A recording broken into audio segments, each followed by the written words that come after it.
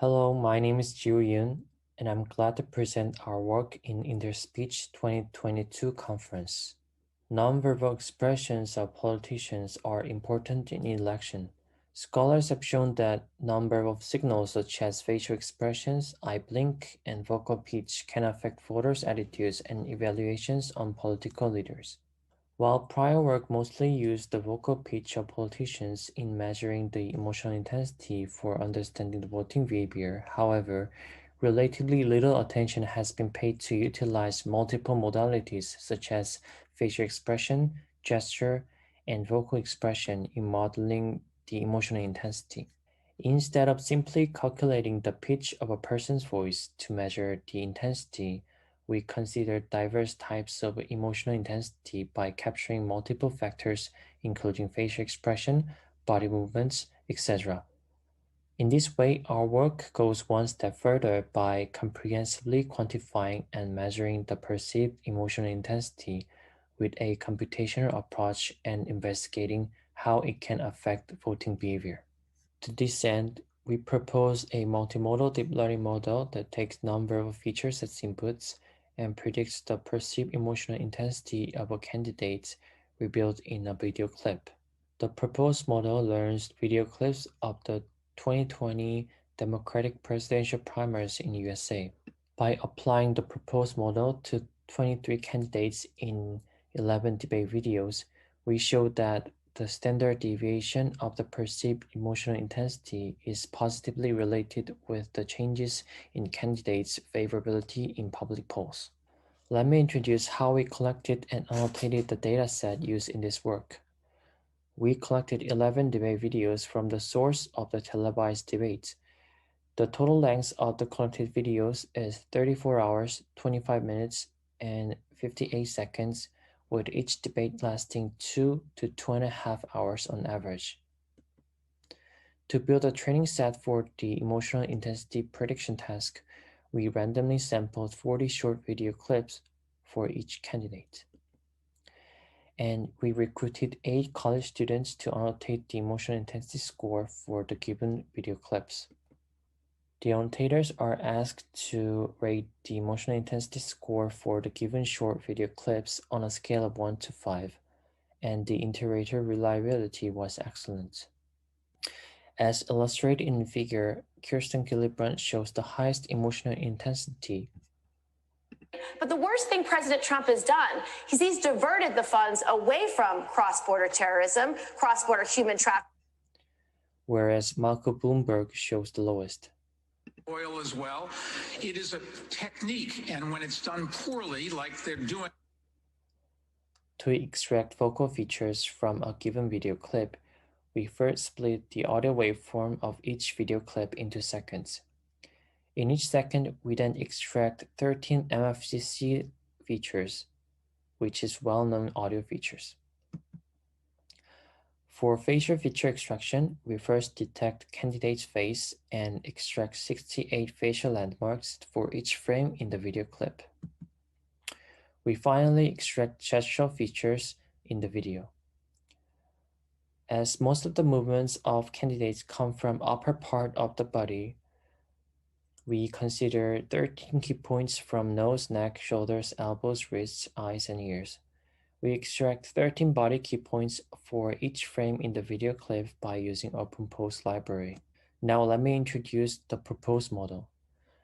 The goal of the proposed model is to predict perceived emotional intensity by learning low-level nonverbal features, including vocal, facial, and gestural features. More specifically, we define this problem as a regression problem that predicts emotional intensity score ranging between 0 to 1 for a given short video clip.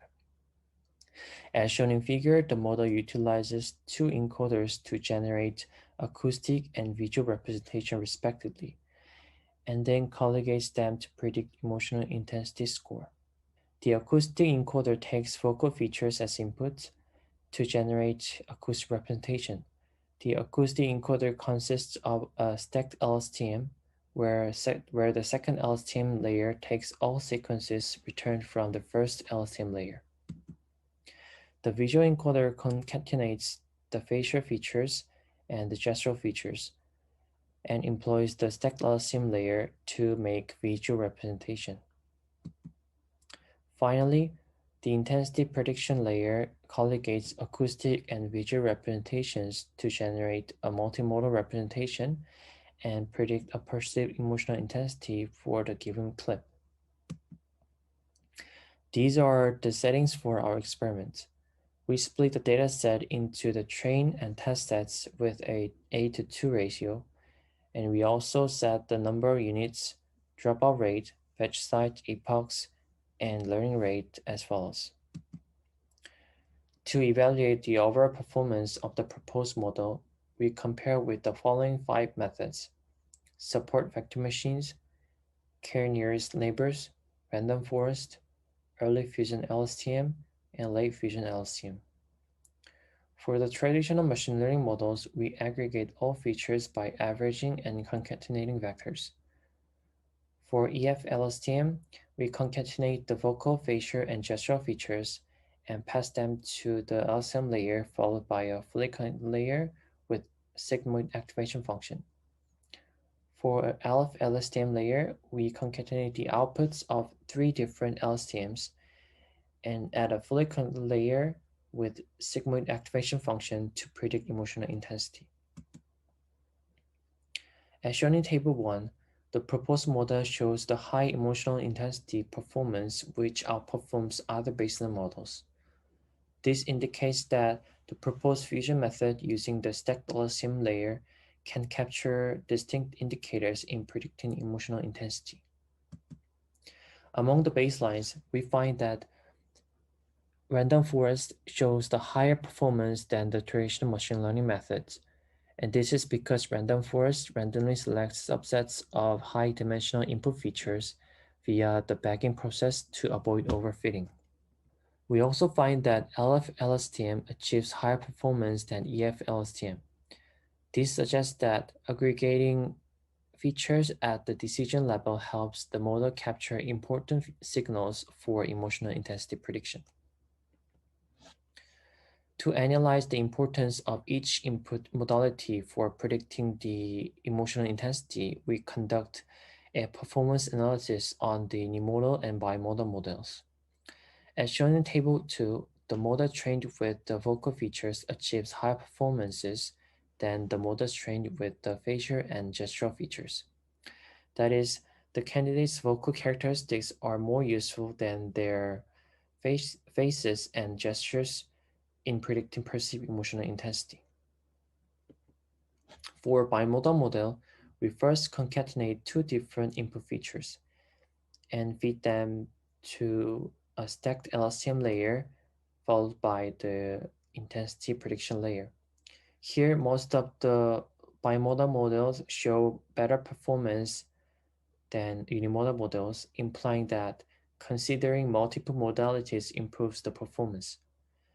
It is worth to note that the performance improvement by the F plus G model, which reveals that the candidate's facial and gestural features play a complementary role in predicting emotional intensity. These are the emotional intensity prediction results of the proposed model. The candidates in low score samples show neutral face or small gestures, while the opposite cases show fast speech, big gestures, and angry face. Trump continued to stonewall what the Congress is entitled to. 5 and 6 years old to be able to go, 3, 4, and 5 years old to go to school, not daycare. Based on the idea that anything we do to help people thrive is a stimulation. Have the discretionary spending, they'll be able to start their business. The best thing you could do to stimulate. As a case study, we investigate whether there is a relation between the perceived emotional intensity and the changes in candidates' favorability. To measure debate performance on politicians, we leverage the before and after polls of 538 and Morning Consult for obtaining favorability and unfavorability ratings. We calculate the performance metric as follows. Change in favorability provides an equal baseline for all candidates and thus is expected to be more representative of debate skill rather than an accumulation of historic events compared to other metrics. To extract the emotional intensity of each candidate from the videos in TestNet, we first segment video clips where only one candidate appears and speaks. We then apply the proposed model to predict the emotional intensity score every 5-second time window, and we finally calculate the average score of the predicted emotional intensities for the video clip. Now we investigate whether there is a relation between a candidate's emotional intensity and his or her net favorability. To this end, we first calculate the mean and standard deviation of emotional intensity for each candidate in 11 different debates. We then measure the Pearson correlation coefficient between means and standard deviation of emotional intensity and net favorability. As shown in figure, we find that there is a positive correlation between standard deviation of emotional intensity and the net favorability, implying that the more candidate shows dynamics during his or her speech, the more positive changes in his or her favorability can happen. In conclusion, we propose a multimodal deep learning model for perceived emotional intensity prediction. We collected a novel multimodal debate dataset from the 2020 Democratic Party presidential primaries in USA. We showed that the standard deviation of the perceived emotional intensity is positively correlated with the changes in candidates' favorability in public polls. We believe the proposed model is useful in understanding nonverbal communications of political leaders. This is the end of our presentation. Thank you for your attention.